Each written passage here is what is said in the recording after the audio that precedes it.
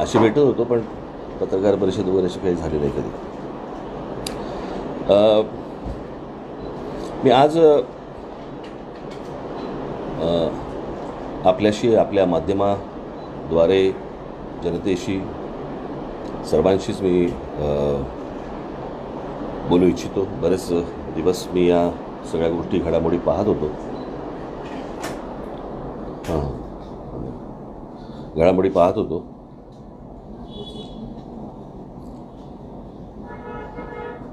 आणि मला जे आत्ता बोलायचं आहे, मला असं वाटतं की माझं बोलून झाल्यावरती मी इतर कुठच्याही तुमच्या प्रश्नांना मी उत्तर देऊ इच्छित नाही. ते माझ्या निवेदनात असेल आणि ते मी पण का देऊ शकणार नाही किंवा का द्यायची इच्छा नाही माझी, तेही माझ्या निवेदनामध्ये तुम्हाला समजेल. कारण नाहीतर होतं असं की आपण अनेकदा पत्रकार परिषदा आपण घेतो आणि इतके विषय निघतात की त्याचा मूळ विषयच निघून जातो आणि मूळ विषय कुठचा असतो, काय असतो, असा प्रश्न आपल्याला नेहमी पडतो. त्याच्यामुळे इतर मी विषयांना आज कुठे हात घालणार नाही, लावणार नाही.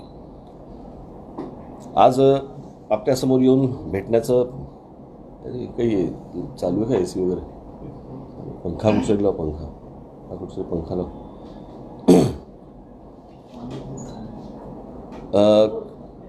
काल माजी पोलीस कमिशनर परमबीर सिंग यांनी महाराष्ट्र, तो लाईट बंद करता येईल का? वर कर, नाही वर कर. हां, परमबीर सिंग यांनी महाराष्ट्र राज्याच्या गृहमंत्र्यांवरती केलेले आरोप, अशी घटना की एखाद्या पोलीस कमिशनरने गृहमंत्र्यावरती अशा प्रकारची 100 कोटी दर महिन्याला आले पाहिजेत असं गृहमंत्री कमिशनरना सांगतात, अशी घटना मला नाही वाटत महाराष्ट्र काही देशाच्या इतिहासात आजपर्यंत कधी काही अशी घडली असेल.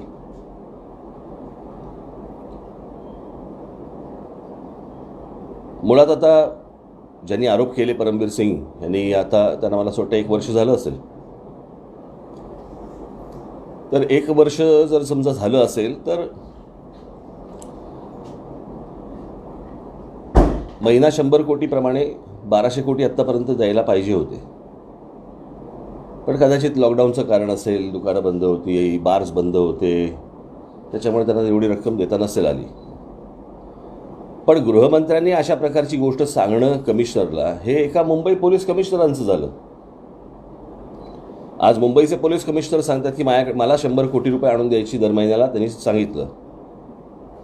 गृहमंत्री हा राज्याचा असतो, राज्यामध्ये शहरं किती, त्या शहरांना असलेले पोलीस कमिशनर किती, त्या पोलीस कमिशनरांना पण ह्यांनी काय सांगितलंय हे अजूनपर्यंत बाहेर नाही आलंय. त्याच्यामुळे मी काल जी मी मागणी केली होती की महाराष्ट्र राज्याच्या गृहमंत्र्यांनी तात्काळ राजीनामा दिला पाहिजे आणि त्यांची कसून चौकशी होणं गरजेचं आहे. अनिल देशमुख यांची देखील चौकशी होणं गरजेचं आहे. मला या संपूर्ण प्रकरणामध्ये आपल्याला मुद्दामून एक गोष्ट सांगायची की आता अनेक विषय सगळे समोर येत आहेत की आता हे नवीन 100 कोटी मागितले, हे प्रकरण आलं आणि आता मग पोलिसांमधल्या लॉबीज, पोलिसांमधले भांडणं, पोलिसांमधले वाद, हे सगळे आता सगळ्या गोष्टी कव्हर होत आहेत. त्याच्यातनं त्यांच्याचकडनं काही बातम्या सोडल्या जात आहेत, त्याच्यावरनं तुम्ही चॅनलचे लोक किंवा पत्रकार त्याच्यामध्ये अजून काही गोष्टी लोकांसमोर आणतात आणि आपण मूळ विषय विसरतोय. जसं सुशांत सिंग प्रकरणामध्ये सुशांत सिंग राहायला बाजूलाच आणि भलत्याच ठिकाणी सगळं प्रकरण निघून गेलं. नंतर तर लोक सुशांत सिंगला विसरून पण गेले आणि मग एकावर एक नवीन बातम्या, एकावर एक नवीन बातम्या, असं करत करत आपण मूळ विषयाला बगल देतो की अनेकांना बगल ती हवी असते आणि त्याप्रमाणे त्या बातम्या तिकडे तिकडे सरकत जातात. आपण जो मूळ विषय आहे की अंबानींच्या घराखाली बॉम्बची गाडी ठेवण्यात आली, हा मला असं वाटतं मूळ विषय आहे. आजपर्यंत मी काय सगळे, तुम्ही, आम्ही सगळेच असा विचार करत होतो की बॉम्ब हे अतिरेकी ठेवतात. पण बॉम्ब पोलीस ठेवतात हे मला नाही वाटत आजपर्यंत आपण कधी ऐकलं होतं, पाहिलं होतं, कधी विचार केला होता या गोष्टींचा की पोलीस बॉम्ब ठेवतात. या सगळ्या प्रकरणामध्ये वाझेंना अटक झाली. वाझेंची इन्क्वायरी सुरू आहे. त्यांची काय रोजची धिंड काय काढली जाते वेगवेगळ्या ठिकाणी. परमबीर सिंग यांना त्यांच्या कमिशनर पदावरनं का काढलं किंवा त्यांची बदली का केली हे अजूनपर्यंत सरकारने सांगितलेलं नाही.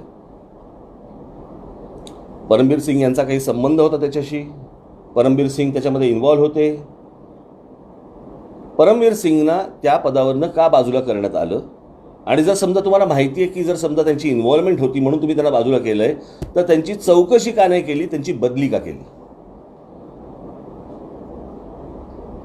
याचं उत्तर सरकारकडनं अजूनपर्यंत आलेलंच नाहीये की जर समजा ते त्याच्यामध्ये इन्व्हॉल्व होते तर त्यांची चौकशी व्हायला पाहिजे होती. तुम्ही त्यांना काढताय आणि दुसरीकडे ट्रान्सफर करताय, त्यांची बदली करतात, यातनं काय साध्य होणार आहे? तुम्हाला काय म्हणायचं होतं? म्हणजे तुमच्या अंगावरची एखादी आलेली गोष्ट तुम्ही झटकून दुसऱ्याच्या खांद्यावरती टाकताय, हाच सगळा प्रकार होता. आता आपण मूळ विषयाकडे वळू. मूळ विषय, मुकेश अंबानींच्या घराखाली बॉम्बची गाडी ठेवण्यात आली, बरोबर आहे? अजूनपर्यंत कसं आहे, आपल्या देशामध्ये प्रश्न निर्माण होतात, उत्तरं सापडत नाहीत, आणि मग लोक हळूहळू त्या गोष्टी विसरून जातात. मुळात अंबानींच्या घराखाली जी गाडी सापडली, त्या गाडीमध्ये जे जिलेटिन ठेवलं होतं ते जिलेटिन आलं कुठून?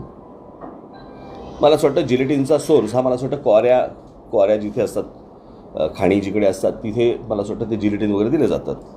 पण ते आले कुठून? ते गाड्या बिड्या वगैरे सगळे प्रकरणं तुम्ही आता अनेकदा सगळ्यांसमोर ती मांडली. तर मी तुमच्या बातम्या इतक्या आल्या की यातली वाजेची गाडी कुठची हेच कळत असं झालं.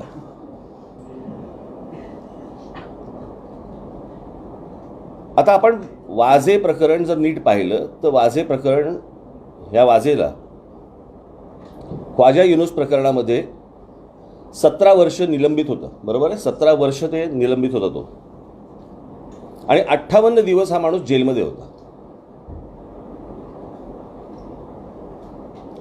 त्याच्यानंतर इथे भारतीय जनता पक्ष आणि शिवसेनेचं सरकार आलं.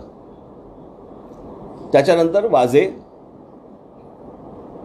हे शिवसेना पक्षामध्ये त्यांनी प्रवेश केला. शिवसेना पक्षामध्ये प्रवेश करायला वाझेला घेऊन कोण गेलं होतं?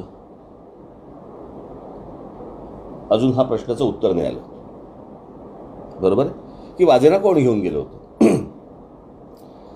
त्याच्यानंतर या वाझेंना पुन्हा पोलीस खात्यामध्ये आणावं असं उद्धव ठाकरेंनी देवेंद्र फडणवीस यांना सांगितलं.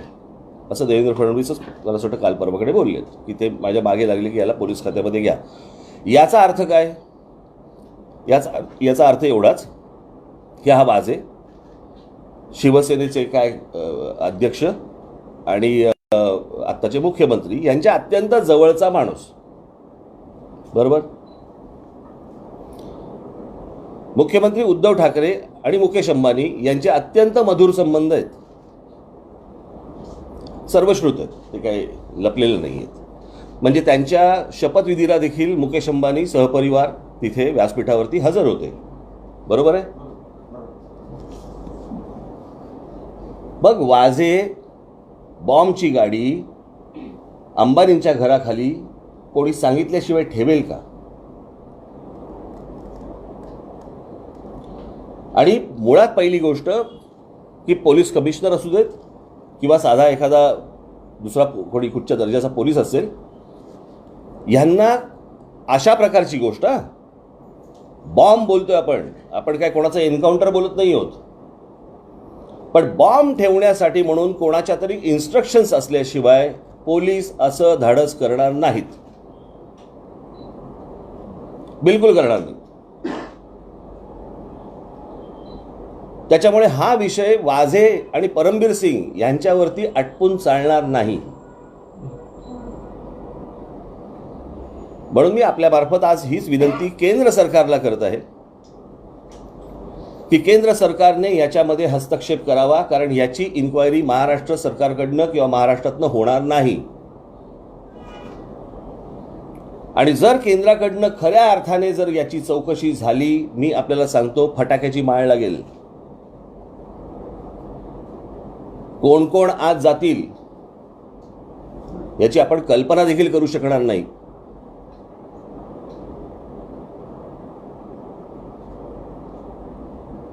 ज्या मुकेश अंबानींच्याकडे स्वतःकडे आत्ता त्यांची जी सिक्युरिटी आहे त्याच्यामध्ये इस्रायली लोक आहेत. तुम्हाला इस्रायलची जी सिक्युरिटीची लोक असतात ती किती कशा प्रकारची असतात याची आपल्याला सगळ्यांना जाणीव आहे, कल्पना आहे. त्यात मी जर चुकत नसीन तर मुकेश अंबानींना जी इतर पोलीस सिक्युरिटी आहे ती मध्य प्रदेश सरकारची आहे. ती मला अजूनपर्यंत कळलेलं आहे की मध्य प्रदेश सरकार इथल्या व्यक्तीला कसं काय संरक्षण देतात. ते तरी 6-7 त्यांच्या काहीतरी रेंज रोवर आणि त्याच्यामध्ये ते पोलीस सगळे बसलेले असतात. आपण कधी जर समजा अल्टा माउंट रोडला गेलात तर आपल्या लक्षात येईल की तिकडे कशा प्रकारची सिक्युरिटी असते की एखादा माणूस 2दा जरी गेला तरी चौकशी होते. अशा प्रकारच्या एखाद्या रोडवरती एक गाडी 24 तास उभी राहते. आणि त्याच्यातलं पत्र जर समजा वाचलं आपण, म्हणजे एखादा माणूस काय पत्र लिहितोय की तुमच्या खाली आम्हाला बॉम्ब फोडायचा आहे, नीता भाभी आणि मुकेश भैया. धमकी देणारा माणूस आदराने बोलतो का हो की साहेब तुमची वाट लावतो बघा? तो साहेब कशाला बोलेल? आणि ते पत्र, त्या पत्राचा जर समजा तुम्ही नीट टोन पाहिलात तर दाखवलं गेलं असं आहे की एखादा गुजराती माणूस जसं हिंदी बोलतो तशा प्रकारचा त्याचा तो टोन आहे त्या अख्ख्या पत्राचा. गुड नाईट असं त्याच्यामध्ये लिहिलेलं आहे. NIT, नाईटचं स्पेलिंग NIT असं केलेलं आहे त्याच्यामध्ये. ते नीट लावली असणार.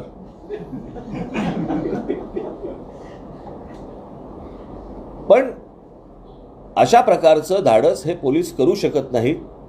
परस्पर अशा प्रकारची गोष्ट, त्याच्यामध्ये अनेक गोष्टी आल्या की बडे अंबानींकडनं पैसे काढायचे होते, त्याच्यामुळे ह्या सगळ्या प्रकारच्या धमक्या बिमक्या. अंबानींकडनं पैसे काढणं इतकं सोपं आहे का हो? बरं, ज्या मुख्यमंत्र्यांचे अंबानींशी इतके मधुर संबंध आहेत तिकडे पोलीस पैसे खायला जातील का? पोलीस खात्यात तरी राहतील का? हे सगळं प्रकरण काय आहे हे वेगळ्या प्रकारचं प्रकरण आहे. मला आपल्याला सगळ्यांना विनंती करायची आहे, आपले जे चॅनलचे हेड्स आहेत त्यांना विनंती करायची, हे भलतीकडे प्रकरण नेऊ नका की पोलिसांच्या मधल्या भांडणं आणि पोलिसांमधल्या अजून काहीतरी, कारण त्याला एक फाटे फुटत जातील आणि फाटे फोडले जातील. त्याचं जे मूळ प्रकरण आहे की ही गाडी ठेवली कशी काय गेली, कोणाच्या सांगण्यावरून ही गाडी ठेवण्यात आली, याची माझी विनंती आहे. केंद्र सरकारने याच्यामध्ये तात्काळ हस्तक्षेप करावा, अन्यथा लोकांचा पोलीस प्रशासन सरकार या सगळ्या गोष्टींवरचा विश्वास आज उडालेला आहे. तो जर मिळवायचा असेल तर मला असं वाटतं केंद्राने याच्यामध्ये हस्तक्षेप करणं अत्यंत गरजेचं आहे. आज महाराष्ट्रामध्ये इतर सगळे प्रश्न पडलेत. काय करोनाचे आकडे येत आहेत, त्याच्यानंतर मुलांच्या शिक्षणाचं एक शैक्षणिक वर्ष फुकट गेलं त्यांचं, त्याच्यानंतर आज अनेक मुलांच्या आईवडिलांची नोकऱ्या गेल्या, त्याच्यामुळे शिक्षण सोडावं लागलं. यावेळेला परवा दिवशीचा एक बातमी होती, फक्त मुंबईमध्ये 20,000 ॲडमिशन्स या कमी झाल्या, मुलांनी घेतल्या नाहीत. 20,000 म्हणजे जिथे लोकांना नोकऱ्या गेलेल्या आहेत, जिथे मुलं शिक्षणापासून वंचित आहेत, बेरोजगारीचा आकडा तर रोज फुगतो आहे, अनेकांच्या नोकऱ्या गेलेल्या आहेत. अशा सगळ्या विचित्र परिस्थितीमध्ये आर्थिक परिस्थिती इतकी खराब आहे देशाची आणि राज्याची तर आहेच आहे. म्हणजे अर्थसंकल्प मांडताना अजित पवारांनी हे सांगितलं होतं की राज्याची परिस्थिती, आर्थिक परिस्थिती चांगली नाही. हे सगळे विषय असताना एक काहीतरी नवीन प्रकरण येतं आणि ज्याच्यानंतर लोकांचा विश्वास उडतो या सगळ्या गोष्टींवरचा. मग आपण असं म्हणत होतो, आजपर्यंत आपण म्हणत आलो की पोलीस भ्रष्टाचारी आहेत किंवा भ्रष्टाचारी नाहीत, हे वरून सांगतात 100 कोटी वसूल करा म्हणून तो पोलीस जाणार ना तिकडे. आणि इतकी म्हणजे मला लाज वाटली काल की महाराष्ट्रासारखी एवढी उज्ज्वल, एवढी परंपरा मोठी, एवढा महाराष्ट्र एवढा मोठा, त्याचा गृहमंत्री सांगतोय बारमध्ये जाऊन पैसे गोळा करा. इतक्या घाण, इतकी विचित्र वाईट अवस्था मी आजपर्यंत कधी बघितलेली नव्हती. त्याच्यामुळे हे गृहमंत्री हा तर माणूस गेला तर पाहिजेच, कोणत्याही परिस्थितीत त्यांनी राजीनामा द्यायला पाहिजे, त्यांचा राजीनामा घेतला गेला पाहिजे. आणि ह्या प्रकरणामध्ये केंद्र सरकारने हस्तक्षेप करून कसून चौकशी करावी. कल्पनेच्या बाहेरचे चेहरे तुमच्या समोर येतील. आणि केंद्राकडनंही जर समजा उद्या असं झालं नाही तर हा देश अराजकाकडे चालला, एवढं फक्त लक्षात ठेवा. कारण हे काही साधं सोपं सरळ काम नाही आहे. पोलीस बॉम्ब ठेवतात ही घटना इतकी क्षुल्लक समजू नका, किंवा पोलिसांना बॉम्ब ठेवायला सांगितलं जातं ही घटना इतकी क्षुल्लक नाही आहे. मला असं वाटतं सर्वांनी या गोष्टींचा गांभीर्याने विचार करणं आवश्यक आहे. आणि माझी परत एकदा केंद्र सरकारला हात जोडून विनंती आहे की त्यांनी या सगळ्या गोष्टींची कसून चौकशी करावी. धन्यवाद. नाही, मला एवढं नाही रे हिंदीचं, एवढं चांगलं नाही. काय काय पूरा देश सुन रहा है सर आपको, थोड़ा सा सर ये थोड़ा सा अच्छा सर 2-3 लाइन सर. आपने जो बातें रखी है मुख्य तौर पर आपकी क्या मांगे केंद्र सरकार से, इस पूरे मामले की जांच निष्पक्ष होनी चाहिए, और आपने जो भी मुद्दे रखे वो संक्षिप्त में बताइए. मुझे लगता है कि केंद्र सरकार को इसमें हस्तक्षेप करना चाहिए और इसकी कड़ी से कड़ी इंक्वायरी होनी चाहिए, क्योंकि ये कोई आम बात नहीं है. जैसे मैंने कहा था अभी पहले कि हम लोग पहले सुनते थे, सोचते थे कि बम टेररिस्ट लगाते हैं, लेकिन अभी पता चला बम पुलिस लगाते हैं. पुलिस बम रखते हैं, और कोई भी पुलिस हो, पुलिस कमिश्नर हो या और कोई भी हो, किसी की भी हिम्मत नहीं होगी किसी के इंस्ट्रक्शन के बिना कि पुलिस ये काम करे. उनको ज़रूरत भी नहीं है, पुलिस डिपार्टमेंट को कोई ज़रूरत भी नहीं है. और किसके घर के बाहर, जो देश का सबसे बड़ा उद्योगपति है उनके घर के बाहर, जिनकी एक इजरायली सिक्योरिटी है, और मुझे लगता है कुछ मध्य प्रदेश की भी उनके पास सिक्योरिटी है, ऐसे मुझे कुछ पता चला है. उस रोड पे आप 1-2 बार गए तो आपकी इंक्वायरी भी हो सकती है. वहाँ पे एक 24 घंटे गाड़ी खड़ी रहती है एक बम लेके, और उसमें एक लेटर रहता है जिसमें मारने की एक रिक्वेस्ट होती है कि मैं आपको मारने वाला हूँ, प्लीज़ आप तैयार रहिए. हाँ, ऐसे कभी आज तक महाराष्ट्र में हुआ नहीं है. यानी बाहर की जो स्टेट्स है वो आज तक महाराष्ट्र का एग्जाम्पल देते हैं. हम लोग कहते थे कि भाई स्कॉटलैंड यार्ड की जो पुलिस है उसके बाद मुंबई की पुलिस आती है. मुझे लगता है दुनिया भर में कहीं भी आप जाओ, किसी भी देश में जाओ, मुंबई पुलिस जैसी कोई पुलिस नहीं है. उन लोगों की, इन राज्यकर्ताओं ने, इन पॉलिटिशियंस ने ये हालत कर दी है उनकी कि लोग उनके ऊपर उंगली उठा रहे हैं. और इसलिए मुझे केंद्र सरकार से मेरी विनती है कि वो कड़ी से कड़ी इंक्वायरी करे, और अगर ये नहीं हुआ तो लोगों का, प्रशासन, सरकार, इन सारी चीज़ों के ऊपर से विश्वास उड़ जाएगा. सर, कल के एक्सप्लोसिव लेटर को लेकर आपकी क्या प्रतिक्रिया है? गृह मंत्री, होम मिनिस्टर मनी एक्सटॉर्ट करने का कह रहे हैं, ऐसे फॉर्मर मुंबई पुलिस कमिश्नर कहते हैं. दुर्भाग्य की बात है, आप, हम लोग अभी तो मुंबई पुलिस कमिश्नर ने कहा है, वो जो गृह मंत्री रहते हैं, होम मिनिस्टर जो होते हैं, वो राज्य के होते हैं. बाकी मुझे नहीं पता अभी तक कि बाकी के जो शहर है, वहाँ के जो कमिश्नर है, उनको क्या बताया है. बार्स क्या सिर्फ मुंबई में नहीं है. तो अभी तो ये शुरुआत है, और मुझे लगता है कि ये पूरा ये जो प्रकरण है वो आप कहीं और मत लेके जाइए. मुझे लगता है कि बम की गाड़ी किसने रखने के लिए कहा, वहाँ पे रखने के लिए कही है, वो मुझे लगता है बाहर आना चाहिए. बस इस्तीफा दे देना चाहिए. आपको लगता है तुरंत प्रभाव से अनिल देशमुख, मैंने कल ही डिमांड की है, अनिल देशमुख को इस्तीफा देना चाहिए इमीडिएटली. नहीं दिया तो लेना चाहिए, और इसकी इंक्वायरी महाराष्ट्र राज्य में नहीं हो सकती. सर, मुख्यमंत्री का अब तक इस पूरे मामले पर कोई बयान सामने नहीं आया. मुझे अभी तक पता नहीं चला है कि मुंबई पुलिस कमिश्नर को निकाला क्यों. कुछ तो कारण चाहिए ना कि मुंबई पुलिस कमिश्नर उस बम कांड में कुछ उसमें इन्वॉल्व थे, इसलिए उनका ट्रांसफर किया. ट्रांसफर क्यों किया? अगर आपने निकाला है तो कुछ चीज़ तो होगी जिससे आपने निकाला है। अगर निकाला है तो इंक्वायरी क्यों नहीं हुई, ट्रांसफर क्यों हुई? सर अब तक गवर्नमेंट की ओर से कोई रिस्पांस नहीं आया है, सीएम ने अब तक कुछ उत्तर देखिए, नहीं दिया। मैंने अभी भी जो बात कही यहाँ पे वो मैंने राज्य सरकार से नहीं कही। मैंने जो मांग की है वो केंद्र सरकार से की है। मुझे लगता है कि केंद्र से कोई ना कोई रिस्पांस आ ही जाएगा, मेरे बोलने से नहीं।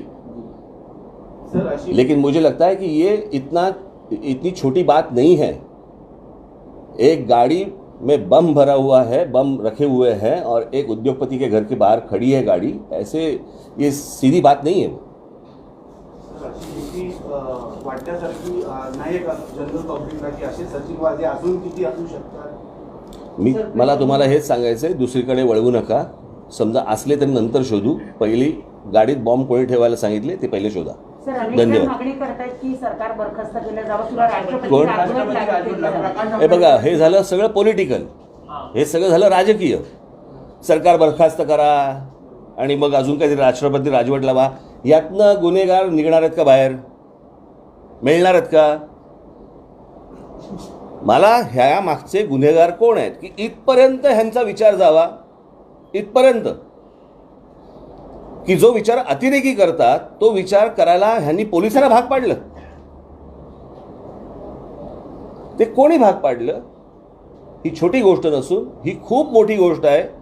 उद्या जर ह्यातनं काही झालं नाही, अनेकांच्या घराबाहेर गाड्या उभ्या राहतील आणि ज्याच्यात जिलेटिन सापडतील. धन्यवाद.